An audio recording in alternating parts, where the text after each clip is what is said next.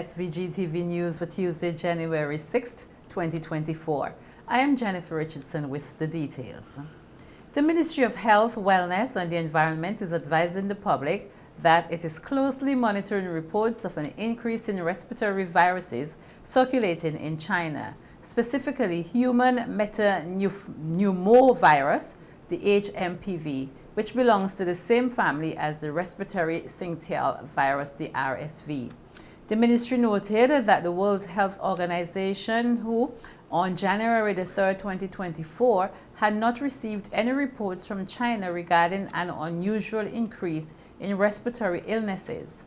According to the latest surveillance data from China's Center for Disease Control and Prevention, China CDC, the magnitude and intensity of infectious respiratory cases were lower than those recorded during the same period last year, although there has been a rise in acute respiratory infections in the northern provinces of China.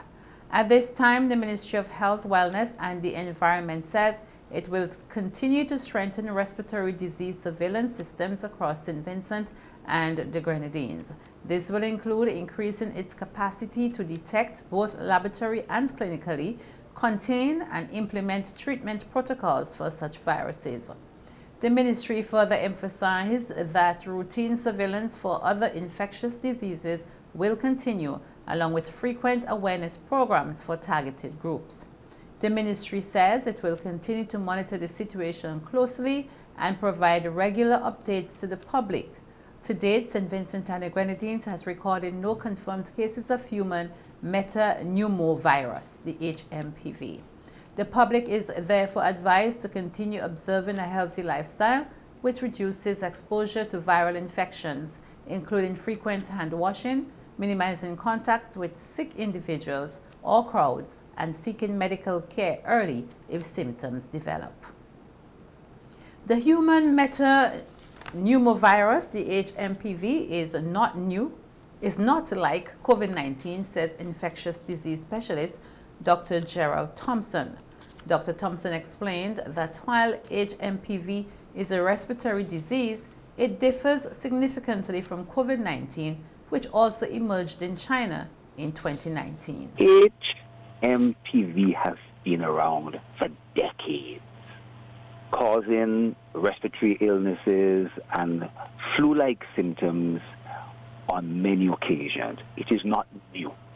It is definitely not the same as COVID, which was a new strain and one that was evolving into and mutating into many different things. Now, there is an outbreak in China, and it has spread to several other countries like India. India has about 9 cases, Malaysia, Vietnam, so forth. So it is in that Southeast Asian zone. It causes flu-like symptoms.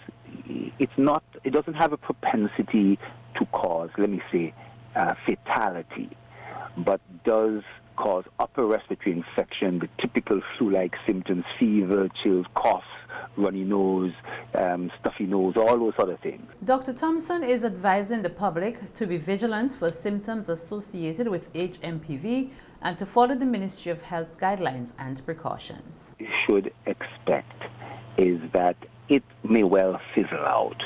Does it have the propensity to make it across the Atlantic and with the international travel? It can do. But I think that everybody should heed to the public health announcement that they're monitoring it. They will basically get the warnings from a regional point of view, international point of view, and from a national point of view. And that they should be able to take care of this. Everybody, we have to go back to washing hands a little bit more, not just for this HMPV, but for other flu-like symptoms that have been around, that have become around. And many of them are around this time as we go from a wet season to dry season.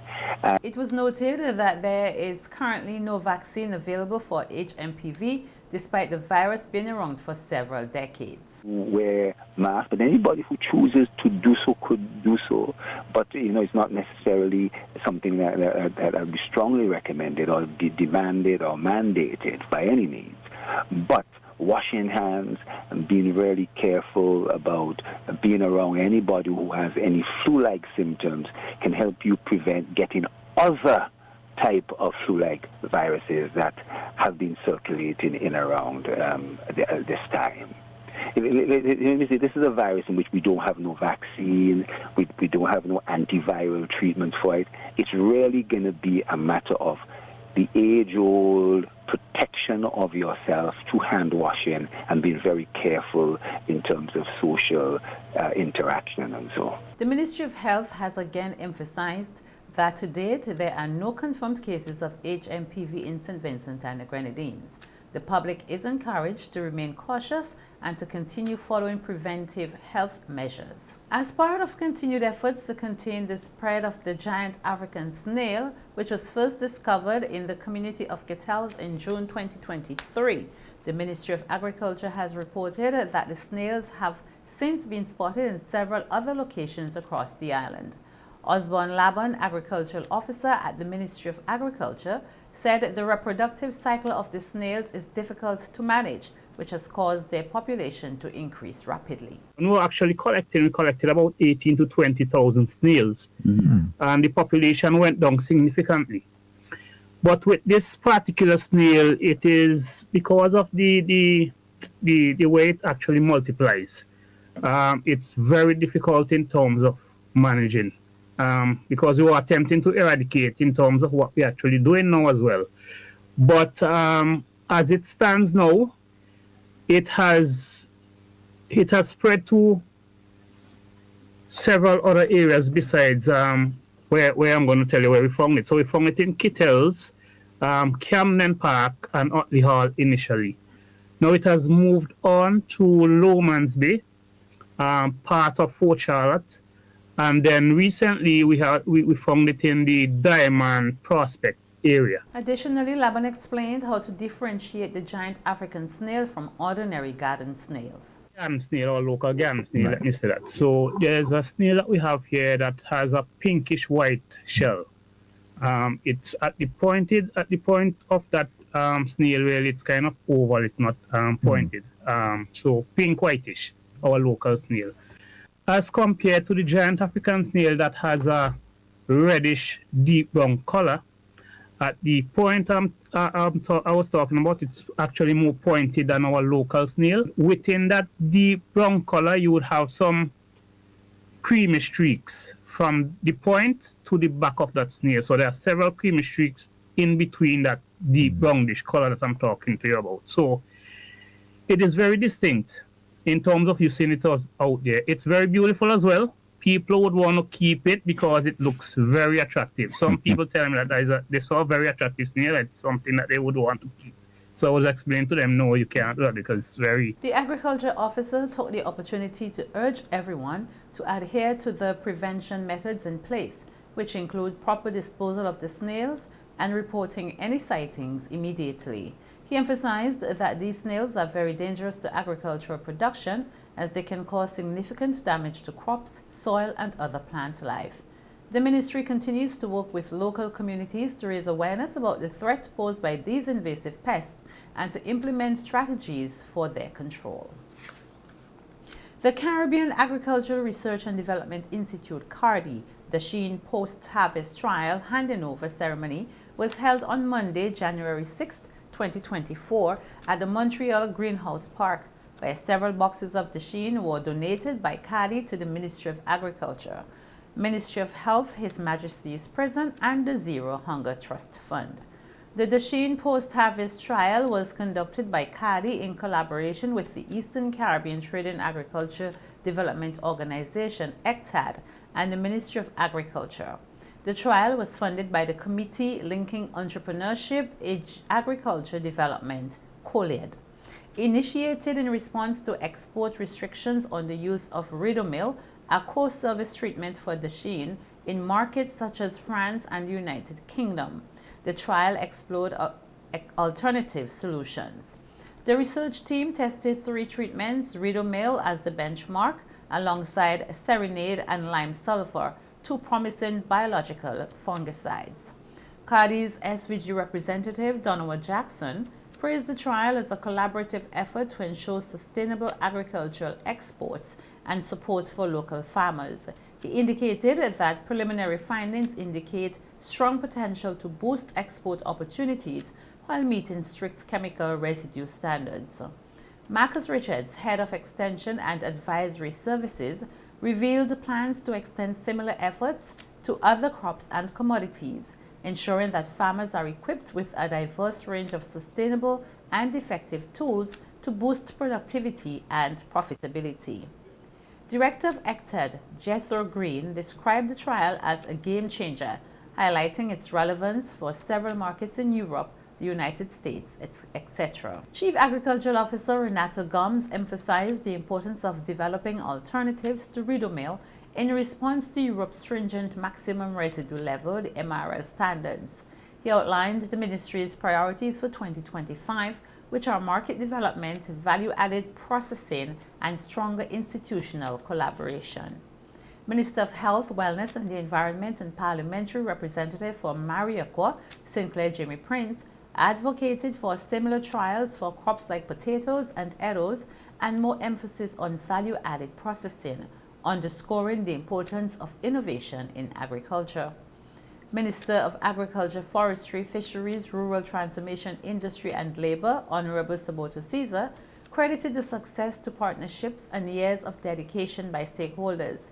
He urged farmers to uphold their pricing and expressed confidence in the resurgence of SVG's Dachine exports. Late last year, Prime Minister Dr. Rav Gonsalves announced that he would advise the Governor General to prorogue Parliament sometime this year to pave the way for general elections. Supervisor of Elections at the SVG Electoral Office, Dora James, has stated that the office is fully prepared for the upcoming elections, despite the inevitable challenges that may arise. Last election, we are in preparation mode. From one election, you start preparing for the next one. Always have challenges. Always. Why? Registrants, sometimes they don't want to follow the rule. So they might want to do their own thing. Once we have that, we have to deal with it. If you go, there are some persons who would want to go to a registration site and they're not living there, or they were not living there for the last 6 months. That is a challenge. There are some persons who might want a transfer, but they want the transfer to be done in the office. We don't transfer people in the office. You must go to the constituency where you are now living to do their transfer. James added that one ongoing issue the office continues to face is the failure of many individuals to uplift their ID cards, which is essential for participation in the election process. Whether it's transfer, registration, it's 2 weeks. Once you go to the registration officer, whether you're doing a transfer or registration, once those registration come in, then you have 2 weeks. And we send them back to the constituency, you go back there to pick up your card. And we find too many persons are leaving their card with the registration officer. They would come hastily, oh, it's an emergency, I need to have my card done, whatever. And then some people, after a year, they never pick up their card. The Supervisor of Elections also noted that many people often visit the head office to register or transfer their voter information. She reminded the public that such activities should be carried out at the relevant constituency offices in line with the established procedures. Persons who have to get their documents signed, most times by a GP, and we use the GP because they're in the communities. And we say you might know somebody in your community, a GP who can sign up. They don't want to go. They don't want, why you have to do that? You have persons who we say, okay, your time is up, you need to be re-registered. Why I can't do it in the office? That is the reason why we have the constituency registration, so it's closer to you, and we prefer you to go there. The office is the place where we do all the processing and all of that. Let us not be burdened with your registration because you feel you have an entitlement. There's no entitlement for all of us. There's some consideration that we would give to some persons, but that would be based on the merit. We interview and we find out why is it that you have this problem, you know, and we meet people where they are. But when we advise, sometimes people don't want to follow. So those are the challenges, but they come with the territory. The Electoral Office is urging all eligible voters to ensure their registration and ID cards are up to date to facilitate a smooth and efficient election process when the time comes. The momentum established in 2024 to combat crime will carry into 2025, according to Deputy Commissioner of Police Frankie Joseph during an interview on NBC Radio's Police on the Beat program on Monday evening.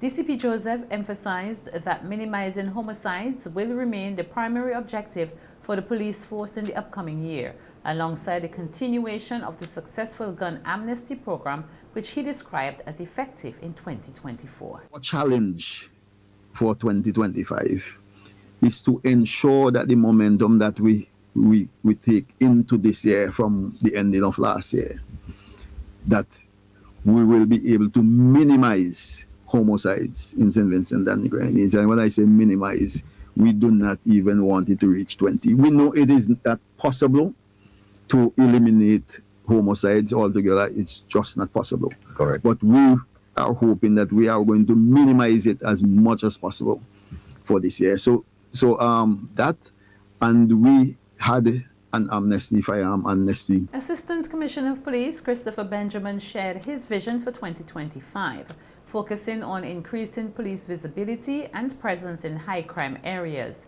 He said one of their main strategies will be increasing their presence in communities. To mention the Police Youth Club, which is an ongoing thing for us. That's a high point for us. And the community-led policing, which you are advanced advocate of. And some of our various summer program, the police band summer program, and the Coast Guard summer program. Those are some of the highlights that I really must mention here. Because once you could do something to keep the youth engaged and keep them out, because the statistic will reflect that those youth who we engage and involve, they are not really so caught up in the criminal aspect of things. That is true. That is true. From an operational perspective, I know I mentioned at press conference before what we are doing. I know I highlight that once you control the street, you'll be able to control the crime. Assistant Commissioner Trevor Bailey, who is in charge of crime with the RSVG police force, also addressed public concerns over the rise in the country's crime rate, particularly in relation to homicides. ACP Bailey clarified that an increase in homicides does not necessarily correlate with a rise in overall crime. Bailey noted that while the homicide rate is a significant concern, other crime metrics have either stabilized or declined. Often we hear the notion, some people saying that the crime is spiraling out of control. Yes. And that is not so. Of concern, again, is our homicide. Yes. And sometimes people think that, because there may be an increase in the commission of a homicide, that automatically it means that there's a spike in crime throughout the state, and that is not so. So I want to join the deputy in saying that the men and women of the Royal St. Vincent and Grenadines Police Force are to be commended for their hard work. With continued support for initiatives like the gun amnesty and increased police presence and clearer communication with the public, the police force is hopeful for a safer 2025. 70 officers from the Royal St. Vincent and the Grenadines Police Force and the SVG Coast Guard Service have been promoted, marking a significant update to the leadership and operational structure of both organizations. The promotions, which were approved by the Police Service Commission, took effect on various dates. In addition to the promotions approved by the Police Service Commission, there were some general promotions approved by Commissioner of Police Enville Williams within the Constabulary and Coast Guard Service. These include 6 sergeants of police, 11 acting sergeants of police, several corporals of police, 17 acting corporals of police, 4 petty officers, 1 acting petty officer, 5 leading seamen. In a statement, Commissioner Williams congratulated the promoted officers, emphasizing that these advancements recognize their hard work and contributions to the organizations. He also pointed out that these promotions reflect the additional responsibilities the officers will now carry. Commissioner Williams further extended his appreciation to all members of the police force and Coast Guard for their continued dedication and service to the nation. The National 9 Mornings Committee has acknowledged that there is room for improvement in the hosting of the 9 Mornings Festival. Chairman of the committee, Orandi Bomani Charles, told SVG-TV News that they are planning a review to analyze the challenges faced during the 2024 festival as they prepare for 9 Mornings 2025. As is usually the case, we do intend to have a review meeting not too long from now, where we will do a more complete assessment and analysis of the festival. We have already identified some areas of concern, areas that we think would require significant attention in delivering the festival at an even higher standard. But generally, we are pleased with the turnout in Kingston. We are pleased with the engagement of the audience members, the people who brave the early morning weather to come out. And we will definitely be looking to see how we can improve upon even further the festival that we treasure so much. Charles stated that the communities and people continue to support the unique Vincentian tradition, which began more than 3 decades ago. Our preliminary assessment of the recently concluded National Lotteries Authority Christmas and 9 Mornings Festival 2024 is that it's been successful in meeting the objectives that we set out and the innovations that we introduced in recent times, building upon those. And I want to say a special thank you to the communities and the community groups and leaders in the various communities that executed 9 morning programs. We saw significant improvement in the programming, in the attendance, in the excitement generated around those communities. And it speaks to the hard work that we put in and the communication that we kept open, and the shared vision of ensuring that 9 Mornings is a festival that spreads throughout St. Vincent and the Grenadines, and you can have unique experiences in various communities throughout the state during that period of time. According to Charles, the official prize-giving ceremony will take place on January 18th, following the review and analysis of the 2024 festival. Well, again, I say congratulations to all of the winners in the various competitions held for the season. We have tentatively set the date for the prize giving ceremony for the 18th of this month, January 2025. We're just awaiting some final confirmations, and we'll be communicating directly with the persons to invite them to the ceremony. Again, congratulations to all. And we thank you so much for your hard work and dedication and participation in the competitions. Once again, we would like to thank all of our sponsors and partners who came forward in 2024 to support financially, in kind, with gifts and products and services. And we look forward to further engagement with you and to hear your ideas as well as to how we can improve this festival.